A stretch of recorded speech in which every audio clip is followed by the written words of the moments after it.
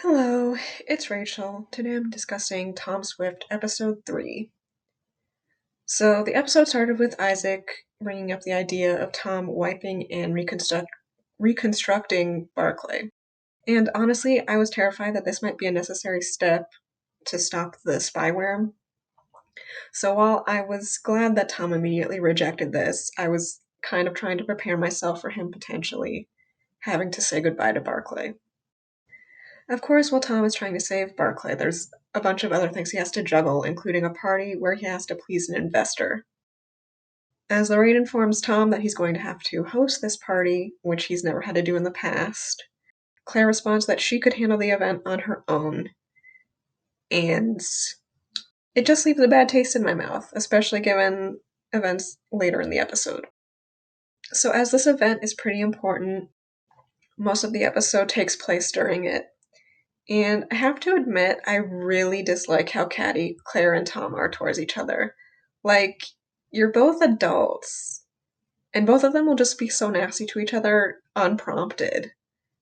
Like, I know we as the audience know that Claire's a bit power hungry, so we're probably supposed to root against her, but this behavior is still so ridiculous to me. Like, how did Claire get this far professionally if she is so petty? You two are really having this, ego contest instead of putting aside your feelings and prioritizing the company when you know it's in danger after the shuttle explosion. Like, come on? I don't know, maybe this wouldn't irritate me so much if I knew why they had these grudges in the first place, but as this dynamic is presented, I'm just exhausted. Like, if either of you actually care about the company as much as you claim, you would not be doing this. Like, you would find a way to work together and tolerate each other. Like, what is this? But moving on. So Tom purposefully invited Eskel and Rowan to the event so he can get close to Rowan in order to deactivate the spyware. Which, okay, this plan is wild to me. Like, those monocles that everyone was wearing make no sense as to how they work. Because, if one eye is uncovered, you should still be able to see with that eye. Like, I. Okay. But the concept of having that virtual show while Tom was walking around doing whatever was cool. So I guess I'll let it go. um, but when Tom was walking up to Rowan, and then the way he was staring at him when he was literally, I don't know, half a foot away from him to clone the phone. Tom is so into Rowan. It's making me crazy. And then, of course, cloning the phone doesn't completely solve the issue, and Barclay's deteriorating pretty fast. So Tom then sends a message to Rowan to meet him in private. And this scene was a lot. Okay, honestly, I was debating whether to even do a review of this episode because up until this scene, I didn't feel like I had much to say.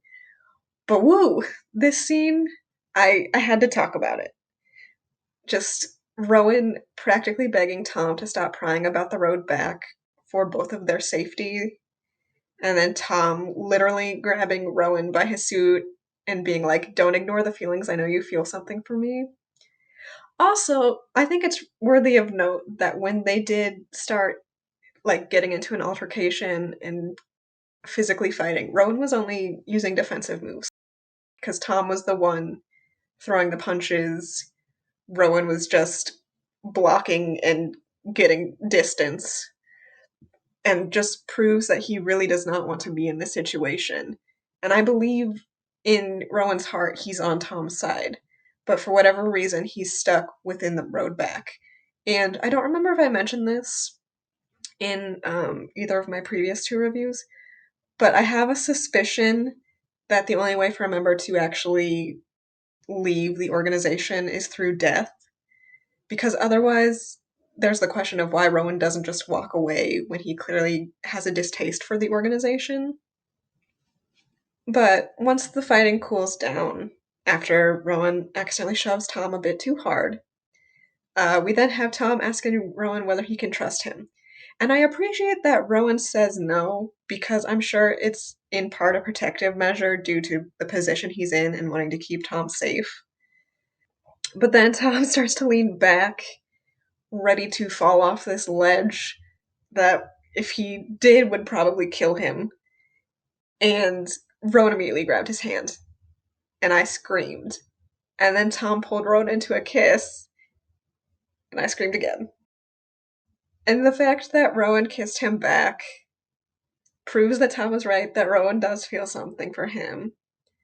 So, like, wow, I'm gonna be thinking about this for a while.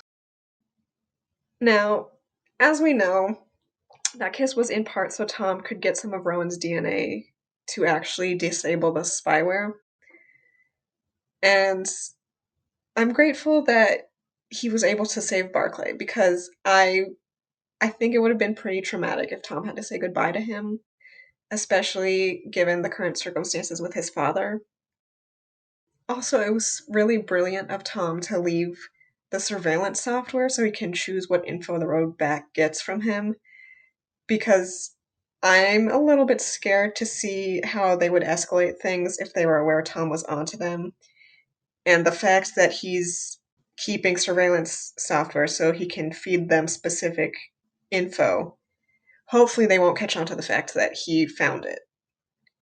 Now, while Tom, Zenzi, and Isaac have been up to this espionage work, Leno's having a bit of a personal crisis. I guess he has some kind of superpower, because he's talking about how he can, like, see actions before they happen. And I wasn't really prepared for the show to, like, delve into that, because it feels, I mean, there's, like, the futuristic tech aspect, but it feels pretty grounded in reality.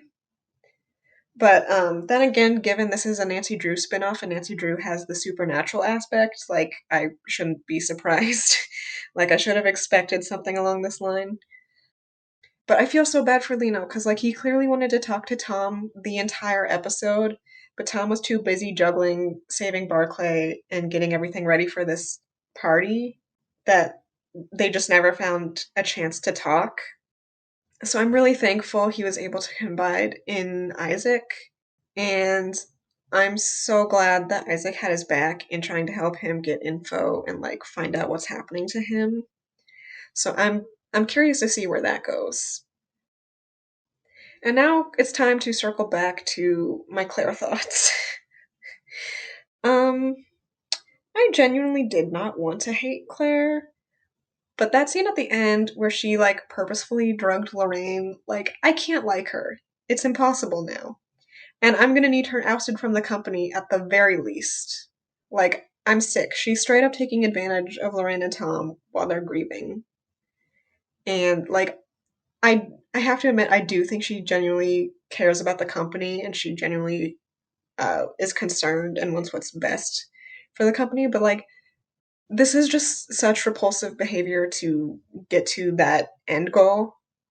Also, she was talking about how Barton was her mentor and, like, she cared about him so much. And it's like, if you care about him as much as you claim to, I guarantee he would lose all respect for you if he knew you were behaving in this way.